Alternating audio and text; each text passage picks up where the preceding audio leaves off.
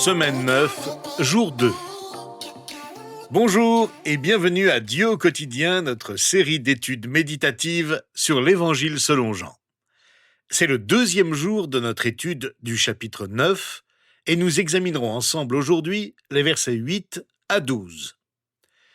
Ce chapitre parle de la guérison d'un homme né aveugle et de la façon dont Dieu développe la foi non seulement dans la vie de cet homme, mais aussi dans la nôtre. Cette guérison aurait dû être une invitation à la joie et à la reconnaissance. Mais en fait, elle a provoqué des réactions diverses et négatives et a créé un véritable conflit. Notre chapitre est entièrement consacré à ce conflit. Aujourd'hui, nous allons examiner la réaction immédiate des témoins du miracle. Nous réfléchirons ensuite, au cours de la semaine, à la réaction des pharisiens, celle des parents de cet aveugle, puis celle de l'homme que Jésus a guéri. Mais aujourd'hui, nous nous concentrons sur la réaction immédiate des gens qui entouraient cet homme. Lisons tout d'abord les versets 8 à 12 de notre chapitre. Ses voisins et ceux qui l'avaient vu mendier auparavant disaient « N'est-ce pas celui qui se tenait assis et qui mendiait ?» Les uns disaient « C'est lui ». D'autres disaient « Non, mais il lui ressemble ». Mais lui affirmait « C'est bien moi ». Ils lui dirent donc « Comment donc tes yeux ont-ils été ouverts ?» Il répondit « L'homme qu'on appelle Jésus a fait de la boue, l'a appliqué sur mes yeux et m'a dit « Va au bassin de Siloé et lave-toi ». J'y suis donc allé, je me suis lavé et j'ai pu voir. Ils lui dirent « Où est cet homme ?» Il répondit « Je ne sais pas ». La surprise est totale. Personne ne s'attendait à un tel miracle. Ceux qui rencontrent cet homme l'ont aperçu chaque fois qu'il passait, mais la plupart l'ignoraient. Ils le croisaient toujours au même endroit, sans le dévisager, sans se préoccuper de lui.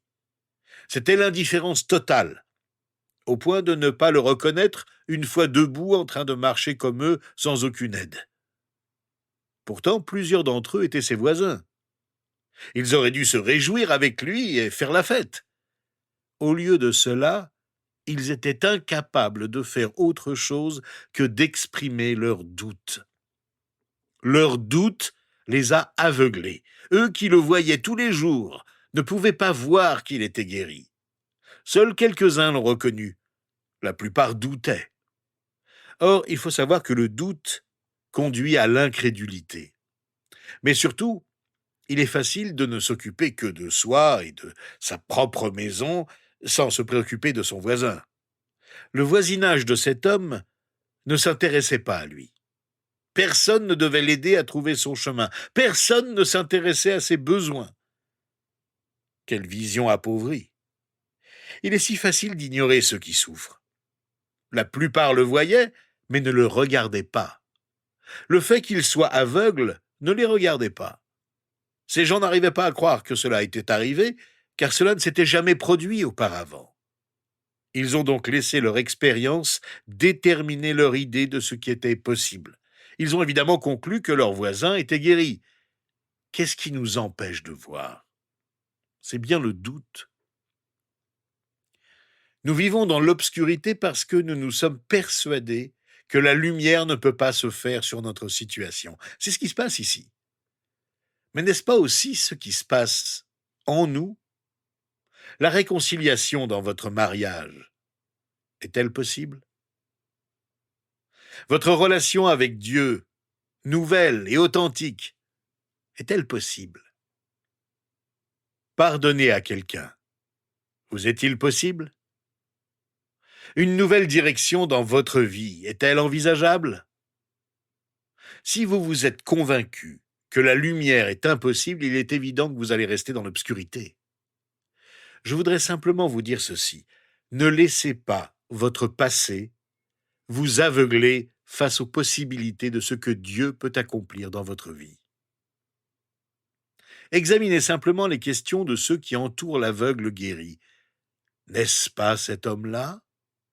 Comment se fait-il que tu sois guéri? Où est Jésus? Dans notre chapitre, cet homme est interrogé par différentes personnes à 4 reprises. Comment se fait-il? Ils ont beaucoup de questions, mais à la façon dont la foule les pose, on constate que les gens ne cherchent pas vraiment de réponse. C'est plutôt une façon d'enraciner leurs doutes. Et la vérité, c'est que pour moi comme pour vous, nous restons très souvent dans le doute. Certains s'y complaisent. Nous restons toujours dans le doute lorsque nous posons les questions de la mauvaise manière.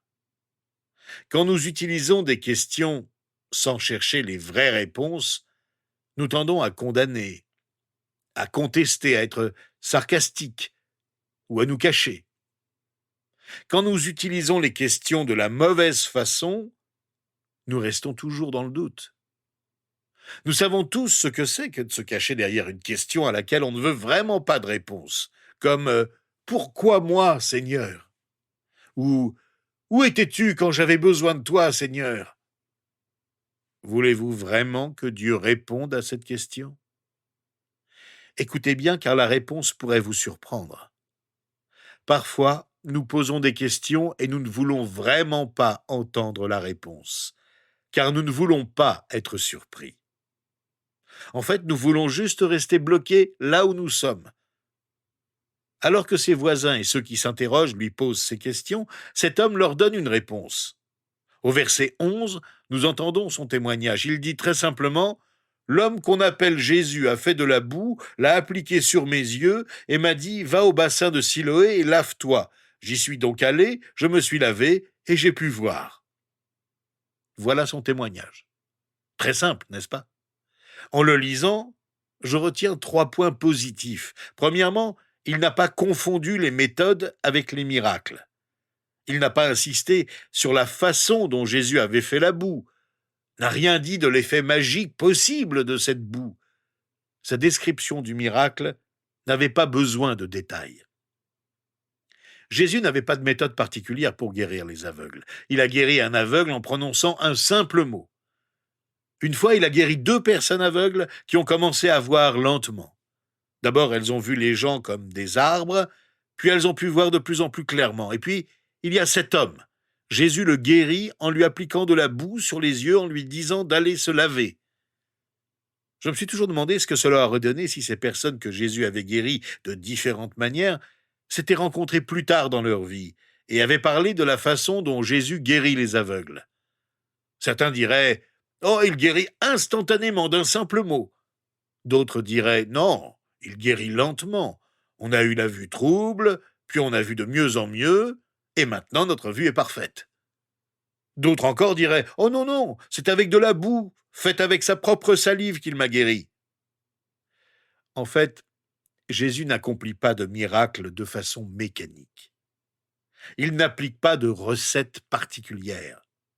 Il agit en fonction de la situation et de la personne qu'il délivre de sa maladie et du message qu'il veut enseigner dans chaque cas, comme nous l'avons souligné dans notre récit. Nous avons vu comment Jésus a établi un lien entre sa mission d'envoyé de Dieu et l'envoi de l'aveugle au lieu dit « envoyé ». Qui rend la vue aux aveugles? C'est l'envoyé de Dieu. L'aveugle né l'a bien compris, il a attribué le mérite à Jésus et non à la boue. Il y avait d'ailleurs une signification derrière cette méthode. En mettant de la boue sur les yeux de cet homme, Jésus a contribué à insuffler la foi dans sa vie, l'espérance dans son cœur. Il lui a donné un ordre auquel il devait obéir s'il voulait être guéri. Voilà le sens de la méthode que Jésus a utilisée. Mais c'était bien lui qui guérissait. Il ne confondait pas méthode et miracle. Un autre point fort du témoignage de cet homme est qu'il ne confondait pas sa participation au miracle de Jésus avec la puissance de Dieu. Il n'y a rien dans son témoignage qui donne l'impression qu'il se vante de quoi que ce soit. Il n'a pas dit « Regardez ce que j'ai fait, j'ai traversé toutes les rues de la ville, aveugle, pour aller me laver au bassin de Siloé, et c'est ce qui m'a permis de voir. » Il m'a simplement permis de croire en moi, comme je n'avais jamais cru en moi auparavant. Rien de tel dans son témoignage. Au contraire, il a confessé d'une manière simple et concrète « Jésus m'a dit de faire ceci. J'ai fait ce que Jésus m'a dit de faire, et j'ai pu voir. » Il n'a pas retiré le mérite à celui qui le méritait vraiment, comme cela peut nous arriver parfois. Il y a ici un avertissement concernant la manière dont nous témoignons de notre conversion ou parlons de ce que Dieu a fait pour nous.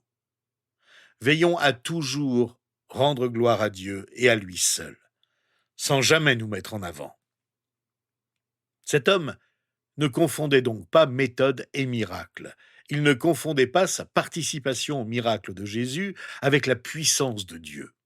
Et enfin, il n'a pas ressenti le besoin de sensationnaliser ce qui était déjà impressionnant. Il s'exprime de manière simple et directe, sans dramatiser. La façon dont il a répondu montre qu'il savait qu'il s'était passé quelque chose qui le dépassait. Mais il n'a pas été plus loin. Parfois, lorsque nous témoignons de l'action de Dieu dans nos vies, nous ressentons le besoin d'ajouter des détails, de rendre notre expérience dramatique.